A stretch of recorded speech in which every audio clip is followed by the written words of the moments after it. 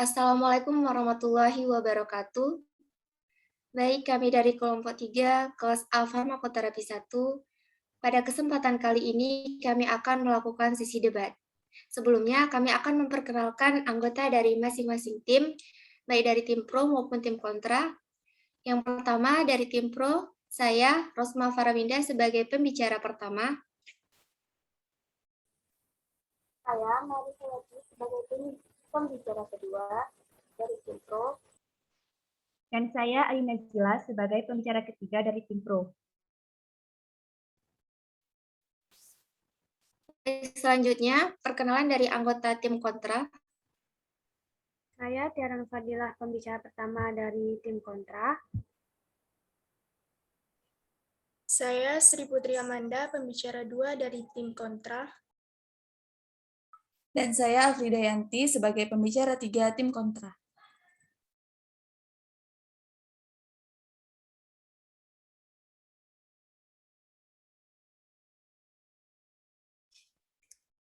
Baik, sebagai pendahuluan, saya akan memaparkan mengenai topik yang akan diangkat pada sesi debat kali ini. Ischemic heart disease adalah faktor penyebab kematian nomor 1 di dunia pada tahun 2019. Menurut World Health Organization, pada tahun 2019, 10 penyebab kematian teratas menyumbang 55% dari 55,4 juta kematian di seluruh dunia. Penyebab kematian terbesar di dunia adalah penyakit jantung iskemik atau ischemic heart disease, yaitu 16% dari total kematian di dunia, dan sejak tahun 2000, peningkatan kematian terbesar adalah karena penyakit ini, meningkat lebih dari 2 juta menjadi 8,9 kematian pada tahun 2019. Prevalensi penyakit jantung koroner berdasarkan Riskesdas tahun 2013 di Indonesia, yaitu sebesar 1,5%. Lalu, menurut Sample Registration System Indonesia tahun 2014, IHD merupakan penyebab kematian tertinggi kedua setelah stroke, yaitu sebesar 12,9% dari seluruh penyebab kematian tertinggi di Indonesia. Ischemic heart disease adalah gangguan fungsi jantung akibat otot jantung kekurangan suplai darah karena adanya penyepitan pada arteri koroner. Obat antitrombosit memiliki peran yang signifikan sebagai agen terapi untuk mencegah terjadinya infark. Agen antitrombosit yang telah menjadi guideline untuk penata laksanaan IHD adalah salah satunya adalah clopidogrel. Clopidogrel bekerja dengan melakukan inhibisi aktivasi dan agregasi trombosit melalui beberapa proses enzimatik dalam tubuh. Di samping efek positif yang diberikan, perlu diperhatikan mengenai interaksi obat clopidogrel dengan pengobatan lain dalam kejadian kardiovaskular. Insiden pendarahan saluran cerna pada pasien dengan IHD disebabkan oleh preskripsi obat antitrombosit yang kompleks. Pada pasien dengan resiko tinggi atau yang telah mengalami pendarahan saluran cerna, preskripsi obat proton pump inhibitor atau PPI dianjurkan dengan fungsi mensupresi produksi asam lambung untuk menyediakan suasana yang optimal dalam pembentukan fibrin.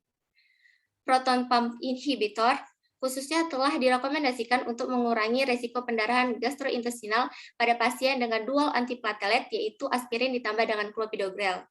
Namun, ditemukan laporan kasus beberapa pasien yang menggunakan clopidogrel bersamaan dengan proton pump inhibitor, khususnya omeprazole, dapat memperburuk ischemic myocard dan meningkatkan risiko major adverse cardiovascular events. Dan terjadi kontroversi serta perdebatan penggunaan bersamaan PPI atau omeprazole dengan clopidogrel dalam pengobatan ischemic heart disease. Nah, hal ini akan menjadi topik yang akan diangkat dalam perdebatan sesi kali ini. Topik yang diangkat ialah pasien dengan diagnosis ischemic heart disease apabila menerima clopidogrel, maka tidak boleh menerima omeprazole karena potensi interaksi obatnya dapat membahayakan pasien.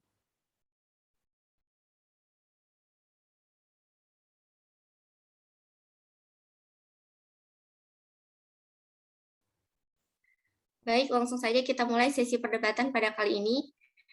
Saya, Rosma Farawinda, selaku pembicara satu tim pro, menyatakan mosi percaya terhadap topik tersebut. Baik, izinkan saya untuk menampilkan jurnal yang telah saya dapatkan. Nah, berdasarkan Diana Wijaya tahun 2021 dari Jurnal Kedokteran Medicat, Meditech, telah dibuktikan bahwa pemakaian secara bersamaan clopidogrel dengan PPI memiliki keterkaitan berdasarkan teori sejumlah studi, yaitu kaitannya dengan enzim CYP2C19 di dalam tubuh. Clopidogrel sendiri merupakan produk yang memerlukan biotransformasi untuk menjadi metabolit aktif, yang mana biotransformasi ini membutuhkan enzim CYP2C19. Lalu, telah ditemukan bahwa pemakaian bersama clopidogrel dengan PPI pada sejumlah pasien terdapat peningkatan 40 hingga 53% dalam kejadian infark miokard. Hal tersebut dikarenakan pemberian golongan PPI bersama dengan clopidogrel dapat mengurangi efek kardioprotektif clopidogrel. Mekanisme interaksi yang dimaksud adalah inhibisi PPI terhadap bioaktivasi metabolik clopidogrel, yaitu enzim CYP2C19 yang diperantarai sitokrom P450-2C19.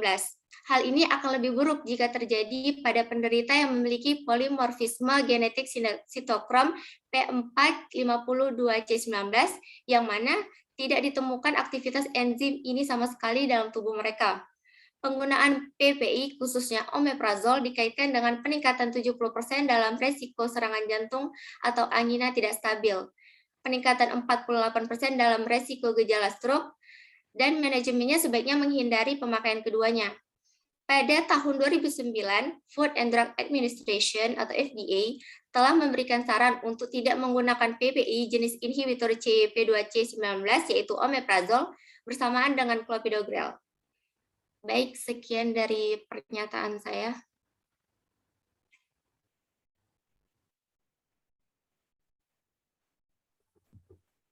Baik, saya Tiara Nur Fadilah, selaku pembicara 1 pada tim kontra, ingin menyampaikan mosi tidak percaya. Izinkan saya untuk share screen jurnal yang telah saya dapatkan.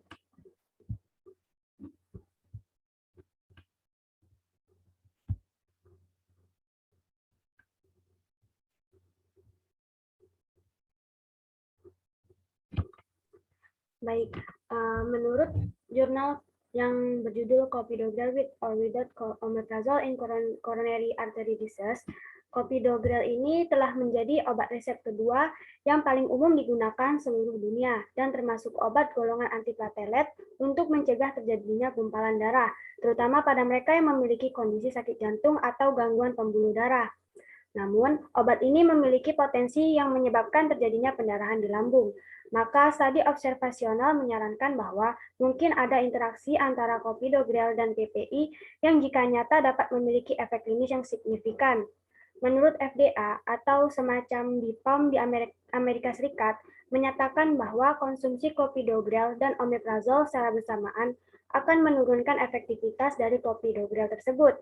Meskipun beberapa penelitian lainnya menyatakan bahwa tidak ada interaksi antara keduanya. Namun, begitu penggunaan kedua produk yang termasuk obat keras tersebut, sebaiknya dikonsumsi berdasarkan hasil evaluasi dokter. Dokter perlu mengevaluasi kondisi kesehatan secara menyeluruh, baik itu melalui wawancara, pemeriksaan fisik, hingga pemeriksaan penunjang seperti cek laboratorium darah hingga penyitaan seperti rongsen, USG, CT kardiak. Dan nantinya hasil dari evaluasi tersebutlah dokter akan menentukan jenis obat, dosis, dan cara penggunaan yang tepat. Efek dari clopidogrel ini bisa mencapai 24 jam, begitu juga dengan efek dari obat seperti omeprazol yang memiliki efek yang bisa mencapai 24 jam. Sehingga memberikan jarak konsumsi keduanya mungkin tidak menyebabkan perbedaan yang besar. Sekian dari pernyataan saya. Nanti saya Marisa Yati dari pembicara 1 tim kontrak. Saya men-share jurnal atau artikel yang saya dapat.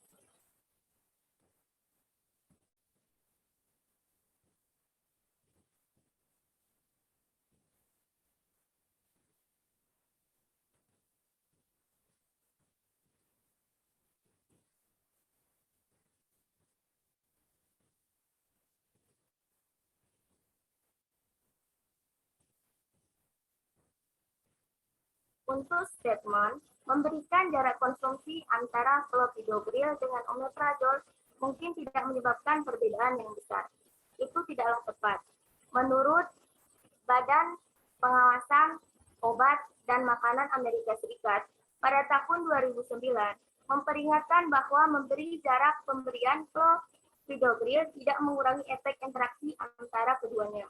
Lalu berdasarkan artikel yang saya dapatkan yaitu dari Yu et al. Tahun 2010, studi dalam artikel tersebut menunjukkan bahwa di antara pasien, penggunaan clopidogrel dengan PPI, khususnya omeprazol secara bersamaan yang menghambat sitokrom P450 P2-19 yang dikaitkan dengan peningkatan risiko infeksi miokard.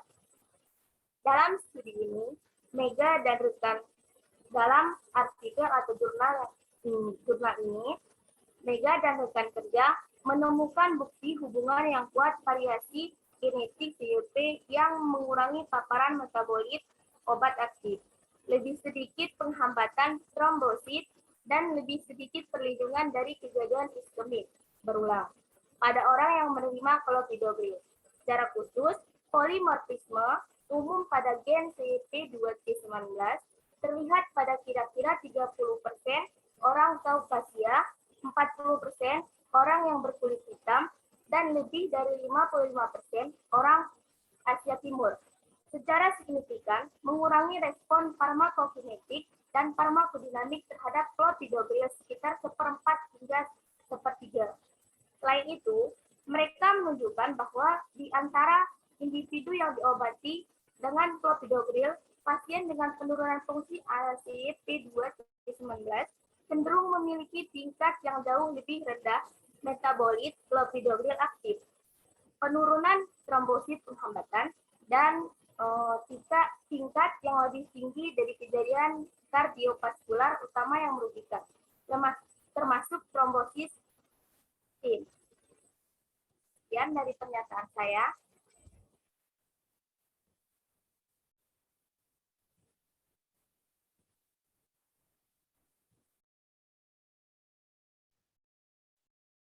Baiklah, saya Sri Putri Amanda, selaku pembicara 2 dari tim kontra, saya tidak setuju dengan mosi dari tim pro yang mengatakan bahwa kombinasi antara clopidogrel dan omeprazol akan mengakibatkan interaksi obat, di mana omeprazol menghambat enzim CYP2C19 yang akan memperparah keadaan pasien.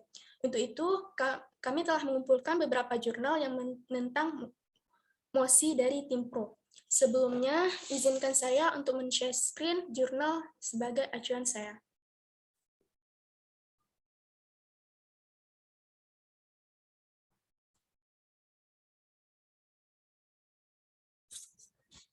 Baiklah, berdasarkan jurnal World Journal of Gastrointestinal Pharmacology and Therapeutics, dijelaskan bahwa clopidogrel adalah agen antiplatelet yang banyak digunakan untuk pencegahan sekunder kejadian kardiovaskular pada pasien yang penyakit jantung koroner dan stroke iskemik.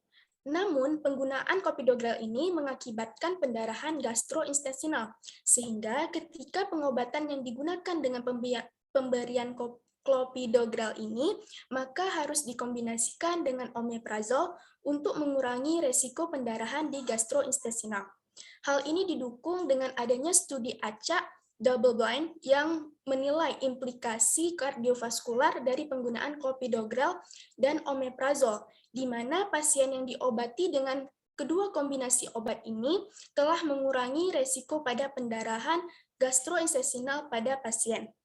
Dan berdasarkan American Heart Association, American College of Cardiology, dan American College of Gastroenterology mengeluarkan dokumen konsensus ahli yang merekomendasikan bahwa omeprazol dapat dipertimbangkan untuk diobati dengan clopidogrel. Di dalam jurnal ini juga dijelaskan terdapat studi observasional dengan pengkombinasian obat clopidogrel dan omeprazol, di mana hasil dari studi ini tidak nampak atau tidak muncul adanya peningkatan resiko efek samping pada kardiovaskular pada pasien. Di dalam jurnal ini juga terdapat tabel, berikut tabelnya, yang menjelaskan penelitian terhadap evaluasi pasien yang menggunakan clopidogrel dan obat PPI atau omeprazol.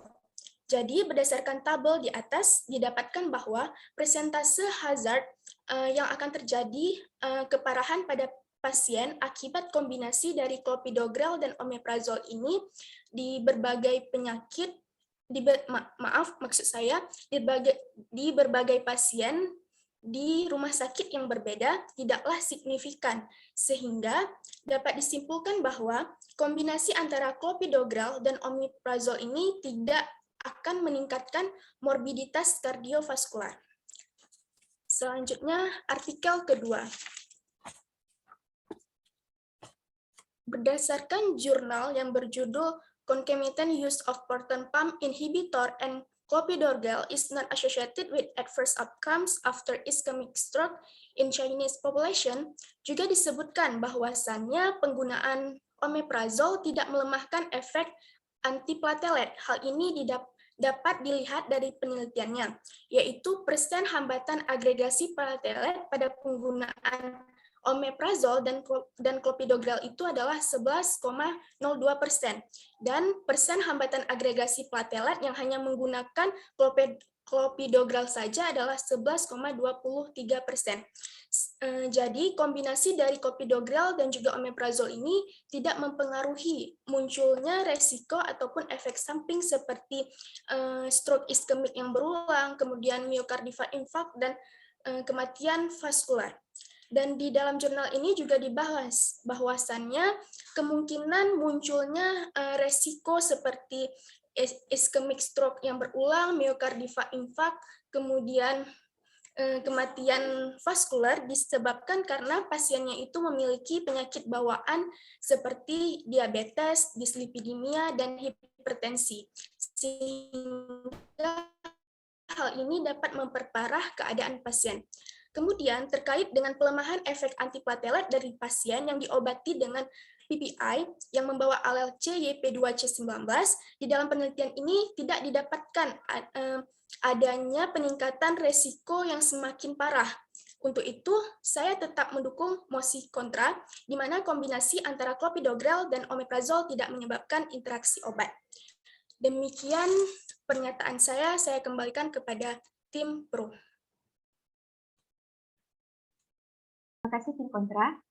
Baiklah, saya Ayu Najila selaku pembicara ketiga dari tim pro tidak setuju dengan pernyataan pembicara kedua tim kontra terkait kombinasi antara clopidogrel dan omeprazol tidak meningkatkan morbiditas kardiovaskular. Oleh karena itu, izinkan saya untuk men-share screen jurnal terkait untuk menguatkan mosi saya.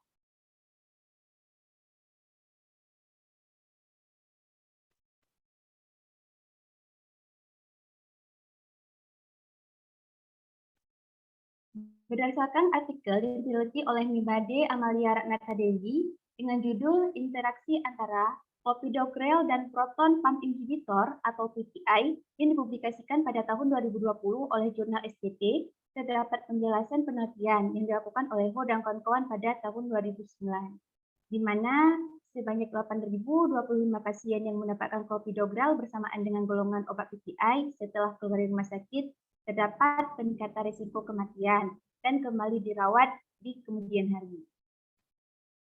Serta dalam artikel yang sama terdapat pula penelitian yang dilakukan oleh Sibing dan kawan-kawan. Pada tahun 2009, Sibing dan kawan-kawan melakukan penelitian tentang efek beberapa obat golongan PPI, yaitu terdapat obat omeprazol, pantoprazol, dan esomeprazol terhadap respon clopidogrel dengan platelet. Nah, hasil dari penelitian ini dilakukan terhadap 1.000 pasien yang menjalani coronary angiography yang diukur dengan ADP Induced Platelet Aggregation. Dan hasilnya ditemukan sebanyak 268 pasien menggunakan obat PPI, serta pada pasien yang menggunakan omeprazol terjadi peningkatan agregasi platelet jika dibandingkan dengan pasien yang tidak diterapi PPI.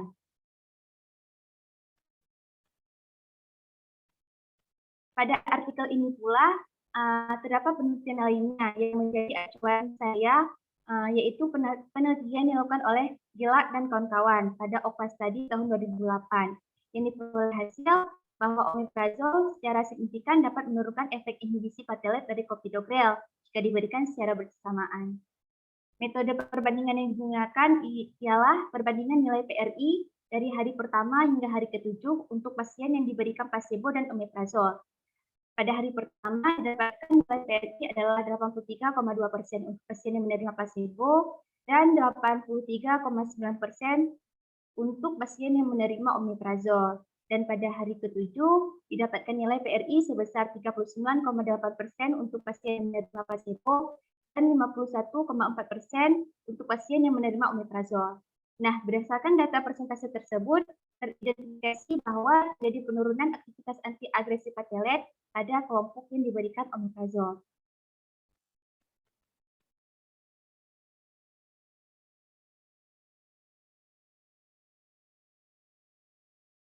Jurnal lainnya yang menjadi acuan saya yaitu penelitian yang dilakukan oleh Michael A. Sergin, Gregory F. Buzaukas, dan David L. Vinstra pada tahun 2016 yang dimuat dalam jurnal The NCT dengan judul Clopidogrel Proton Pump Inhibitor Drug, Drug Interaction and Risk of Adverse Clinical Outcomes Among PCI, Treated ACS Patient, meta-analisis.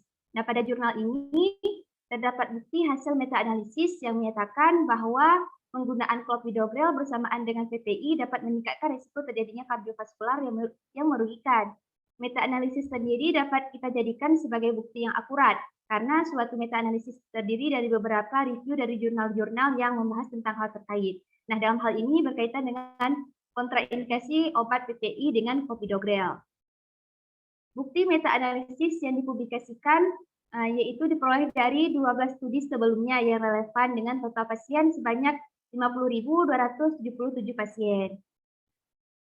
Dari penelitian ini didapatkan hasil bahwa pasien yang menerima terapi clopidogrel bersamaan dengan PPI menunjukkan peningkatan yang signifikan secara statistik dalam hasil gabungan Major Adverse Cardiovascular Events atau MACE dibandingkan dengan monoterapi clopidogrel.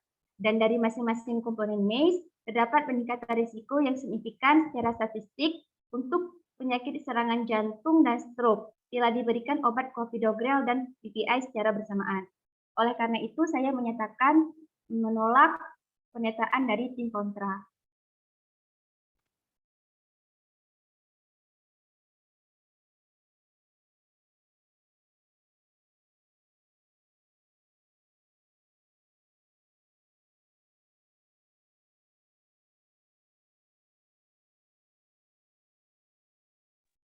Baik, terima kasih Ayu Najila sebagai pembicara 3 tim pro. Nah, di sini saya Afridayanti sebagai pembicara 3 tim kontra akan menegaskan kembali mosi tidak percaya dari tim kami dan memaparkan bukti-bukti untuk memperkuat mosi yang telah disampaikan pembicara 1 dan pembicara 2 tim kontra. Izinkan saya untuk men-share jurnal yang saya dapatkan sebagai acuan saya untuk mendukung mosi kami.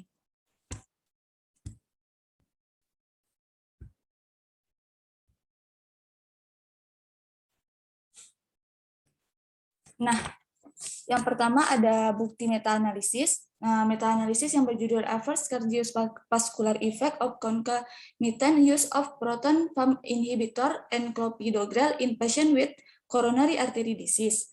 Nah, berdasarkan meta-analisis ini yang ditulis pada tahun 2012, dijelaskan bahwa tidak ada bukti yang cukup kuat untuk menyimpulkan bahwa terdapat interaksi antara obat PPI, termasuk omeprazol, dengan clopidogrel. Nah, kenapa kami memilih meta-analisis sebagai acuan kami? Karena meta-analisis sendiri adalah review dari jurnal-jurnal yang membahas tentang kontraindikasi obat PPI dan clopidogrel. Dalam meta-analisis ini terdapat 27 artikel yang di-review gitu, dengan jumlah pasiennya sebanyak 159.998 pasien. Nah, hasilnya dijelaskan bahwa tidak terdapat obat PPI yang dikaitkan dengan peningkatan resiko kematian ataupun resiko kardiovaskular utama yang seperti yang telah disampaikan oleh tim pro tadi. Hasil dari meta-analisis ini memperkuat mosi kami untuk menentang mosi dari tim pro. Selain meta-analisis ini, kami juga akan men-share bukti lain, yaitu artikel yang berjudul Evaluating the effect of 6 proton pump inhibitor of the antiplatelet effect of clopidogrel. Nah, artikel ini ditulis pada tahun 2018. Di dalam artikel ini dijelaskan bahwa efek yang ditimbulkan jika diberi obat omeprazol dan clopidogrel seperti yang disampaikan tim pro tadi tidak terjadi secara signifikan. Hal ini dibuktikan dengan hasil penelitian pada artikel ini yang dilakukan dengan menguji kepada sukarelawan sehat, dan hasilnya didapatkan bahwa sukarelawan yang sehat menunjukkan respon yang kuat terhadap clopidogrel. Hal ini secara tidak langsung membuktikan bahwa interaksi yang signifikan secara hal ini dibuktikan dengan hasil penelitian yang ditujukan kepada sukarelawan sehat. Hasilnya didapatkan bahwa sukarelawan sehat yang menunjukkan respon yang kuat terhadap clopidogrel saja, tidak ada satupun dari obat PPI yang diuji memiliki interaksi yang signifikan secara statistik dengan clopidogrel.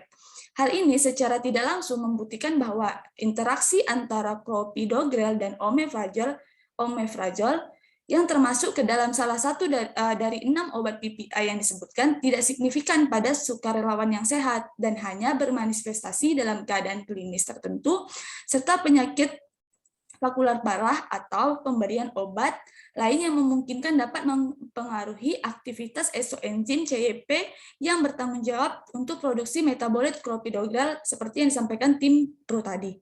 Nah, jadi dapat dikatakan bahwa keputusan terapeutik yang disesuaikan dengan masing-masing pasien dan respon farmakodinamik mereka terhadap clopidogrel saat menggunakan obat PPI secara bersamaan, dan hasilnya menunjukkan bahwa setiap interaksi antara clopidogrel dan PPI adalah interaksi yang lemah yang mungkin menjadi relevan hanya dalam kondisi klinis tertentu. Karena seperti yang sudah saya sebutkan tadi, karena dalam penelitian ini diujikan kepada sukarelawan sehat dan hasilnya tidak signifikan. Sekian pernyataan dari saya sebagai pembicara 3 tim kontra. Terima kasih.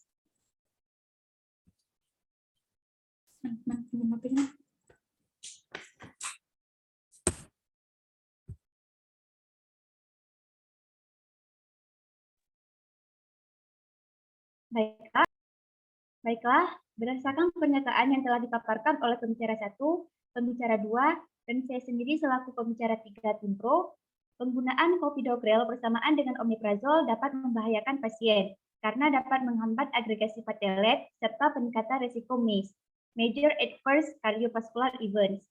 Maka dari itu, kami dari tim pro tetap menyatakan mosi percaya terhadap topik pasien dengan diagnosis IHD apabila menerima clopidogrel, maka tidak boleh menerima omeprazol karena potensi interaksi obatnya dapat membahayakan pasien. Nah, saya selaku pembicara 3 tim kontra, berdasarkan penelitian-penelitian tersebut yang telah disebutkan oleh pembicara 1, pembicara 2, dan saya sendiri selaku pembicara 3 tim kontra, maka kami tetap menolak bahwa pasien dengan diagnosis IHD apabila menerima clopidogrel maka tidak boleh lagi menerima omeprazol.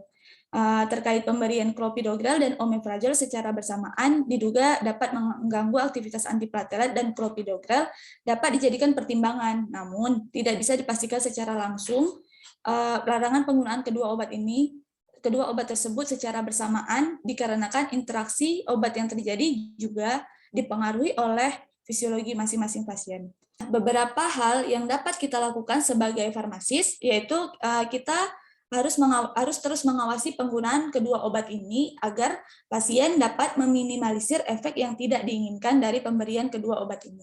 Terima kasih.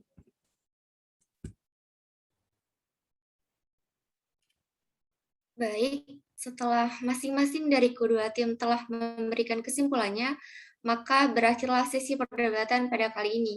Kami dari kelompok 3, mohon maaf apabila terdapat kekurangan. Terima kasih atas perhatiannya. Kami akhiri. Wassalamualaikum warahmatullahi wabarakatuh.